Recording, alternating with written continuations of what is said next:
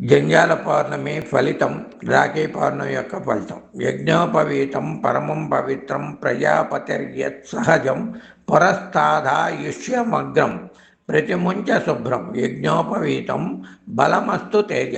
బ్రాహ్మణులు యజ్ఞోపవీతంకు పూజ చేసి నూతన యజ్ఞోపవీతం ధరిస్తారు. ఈరోజు జంధ్యాల పౌర్ణమి రోజు మారుస్తారు.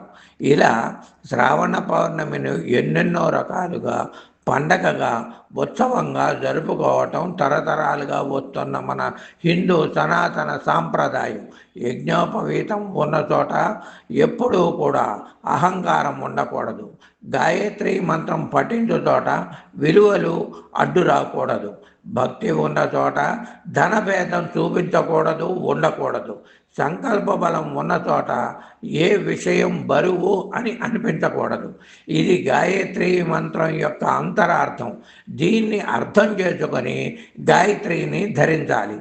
ఈ పరాభవనామ సంవత్సరంలో 28 ఆగస్టు 2026 సంవత్సరం జంధ్యాలను మార్చి మన హిందూ ధర్మాలను మనకి మనమే కాపాడుకోవాలి. జంధ్యాల పౌర్ణమి అన్నా రాఖీ పౌర్ణమి అన్నా రెండూ కూడా ఒకటే.